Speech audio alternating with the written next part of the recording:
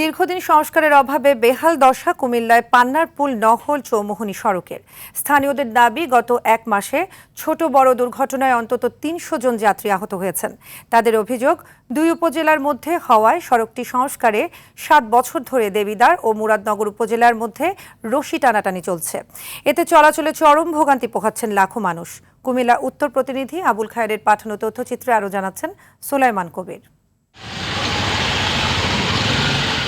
কুমিল্লার দেবিদ্বার উপজেলার পান্নারপুল থেকে মুরাদনগর উপজেলার নহল চৌমুহনী পর্যন্ত সড়কটির দৈর্ঘ্য প্রায় ৫ কিলোমিটার। গুরুত্বপূর্ণ এ সড়ক দিয়ে প্রতিনিয়ত যাতায়াত করেন দুই উপজেলার অন্তত ৩ লক্ষাধিক মানুষ।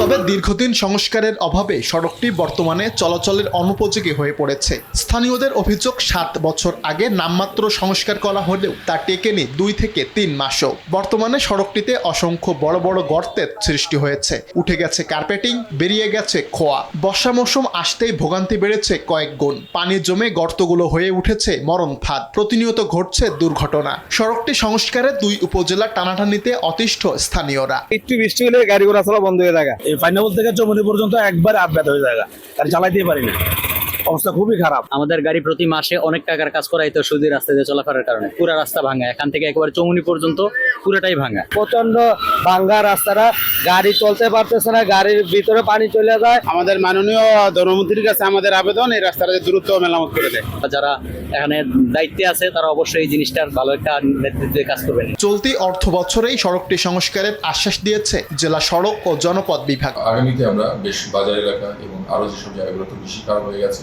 এইসব জায়গাগুলোতে আসলে মেরামত কাজের জন্য ইতিমধ্যে দরপত্র আহ্বান করে পরবর্তী যে কার্যক্রমগুলো আছে সেগুলো চলমান আছে। আমরা খুব দ্রুত এটা আশা করছি যে জানুয়ারি ফেব্রুয়ারি নাগাদ আমাদের হয়তো এই কাজগুলো কমপ্লিট করা যেতে সম্ভব হবে। দ্রুত সড়কটি সংস্কার করা না হলে দুর্ঘটনা বাড়ার পাশাপাশি প্রাণহানির ঝুঁকি বাড়বে বলে আশঙ্কা ভুক্তভোগীদের।